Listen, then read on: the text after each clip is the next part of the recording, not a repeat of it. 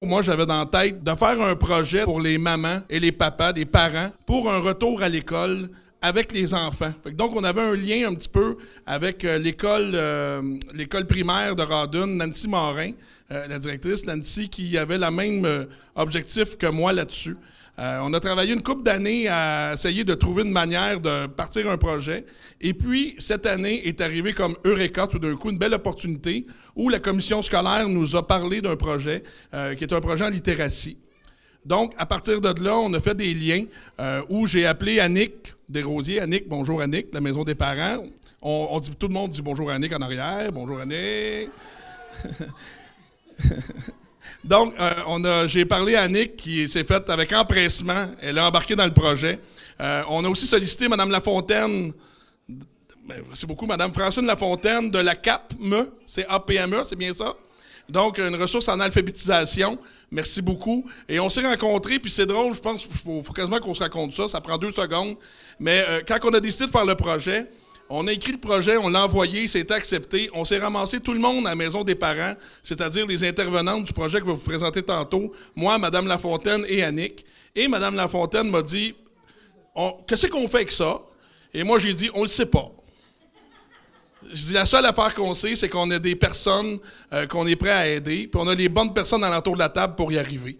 C'est juste ça, et de là est né ce projet-là. Donc, à partir de là, on a décidé de suivre des mamans et des papas, suivre des auteurs et de créer une histoire avec eux. Donc, de créer leur histoire, dont leurs enfants sont le héros de cette histoire-là. Et à partir de là, on a dit, pourquoi qu'on ne fait pas une petite histoire de 3-4 pages où on fait un recueil de cette histoire-là et on crée un livre. Donc, cette folie-là est partie de là et nous a mené aujourd'hui, le 5-6 juin, au dévoilement de ce livre-là. Donc, c'est ça l'historique.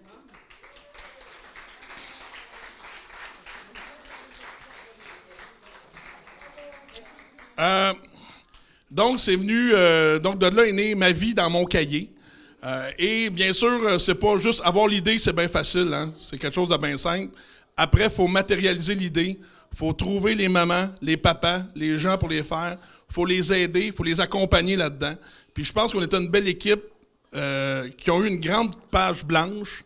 Puis une page blanche, des fois, c'est difficile parce qu'il faut l'écrire. Mais en même temps, ça donne une grande liberté. Donc, j'aimerais ça vous présenter les intervenantes qui ont travaillé sur ce projet-là, qui vont venir vous adresser la parole puis continuer un petit peu la soirée. Donc, premièrement, au niveau de la maison des parents, j'inviterai Mme Marlène. On applaudit Marlène, que vous connaissez bien. Merci beaucoup, Marlène. On a aussi du 4 mai, Mme Virginie, qui a accompagné les mamans au niveau de l'alphabétisation, qui n'était pas facile, mais merci beaucoup, Virginie. Virginie a vraiment embarqué dans le projet comme une intervenante, comme vraiment faisant partie intégrante, puis c'est la réussite. Et les 2 dernières personnes du Carrefour, Tracy et Mélanie. Merci beaucoup, les filles. Donc, c'est ces 4 personnes-là qui ont piloté le projet à bout de bras, croyez-moi. Donc, merci beaucoup. J'étais impliquée dans ce projet à divers niveaux, mais essentiellement, je dirais, pour accompagner les mamans qui sont de plusieurs régions de la Matawini, même de l'extérieur, dans cette expérience-là, que ce soit au point de vue individuel, mais aussi pour solidifier le groupe, puis aussi peut-être les mettre en réseau avec nos ressources dans la région, dont leur faire connaître différents organismes, dont le Carrefour Jeunesse Emploi, mais aussi les commissions scolaires ou les banques alimentaires. Donc, essayer de mettre en réseau les mamans avec les ressources du coin. Donc, je coordonnais une partie du projet à Rawdon. Mon rôle particulier, c'était, comme Mélanie, dans le fond, d'accompagner nos auteurs, nos mamans qui sont devenues auteurs, en fait, dans les 20 dernières semaines. On a eu un beau, gros projet assez prenant, assez complexe pour nos mamans. Ils ont travaillé extrêmement fort. On est vraiment fiers. Donc, je tiens à vous dire que vraiment, ces mamans-là, qui sont devenues maintenant auteurs, sont magnifiques. On les a vues évoluer, on les a vues développer leur fierté, leur estime de soi. Donc, ça a été vraiment des belles 20 semaines.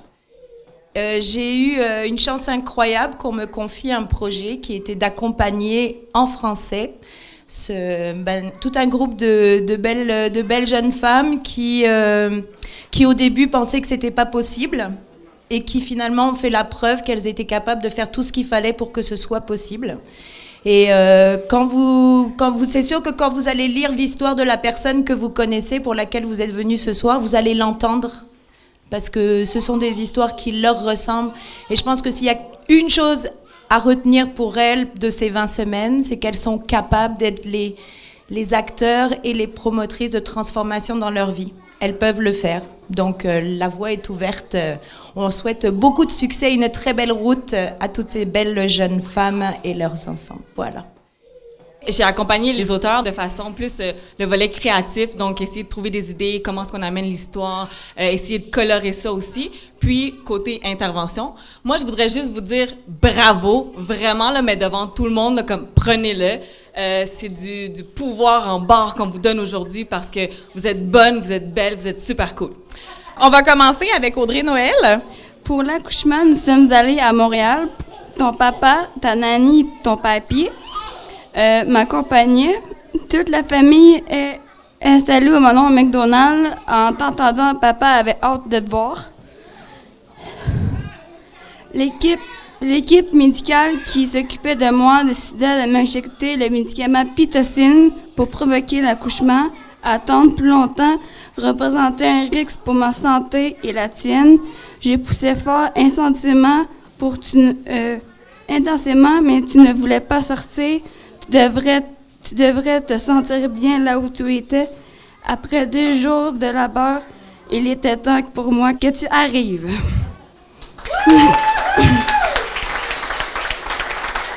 Maintenant, j'inviterai Alexis. La boule, toi qui es dans mon ventre, toi qui m'apportes déjà la joie, toi qui m'apportes tellement d'émotions, toi qui bouges déjà. Papa et maman et tes sœurs ont hâte de te rencontrer, ma petite boule d'amour. Mathieu va lire l'extrait de l'histoire de sa maman. Après quelques heures, les enfants et la mère attendent à son familier. Ils se rapprochent et voient Mathéo, qui parle tellement vite et beaucoup qu'aucun animal ne comprend. Devant leur incompréhension, Mathéo se met à faire de l'angoisse et parle encore plus vite et plus fort. Il croit qu'ainsi, ça les aidera à mieux le comprendre. La maman n'a jamais été aussi contente qu'il parle si vite et si fort. À la maison, il lui répétait toujours « Mathéo, parle moins vite et moins fort, ça va être plus facile de te comprendre. » Moi, j'ai décidé de m'impliquer parce que j'ai 3 enfants qui ont de la difficulté à l'école et je me suis dit, oui, c'est pour moi parce qu'on regarde la vie d'aujourd'hui, il faut absolument secondaire 5 partout. Puis je me suis dit, à 31 ans, pourquoi pas retourner à l'école, pouvoir donner le plaisir de voir mes enfants en même temps, qu'il n'y a pas d'âge pour apprendre. Fait que ni un ni deux, je me suis dit que ça serait quelque chose d'intéressant pour leur montrer le bon chemin vers la voie de la réussite.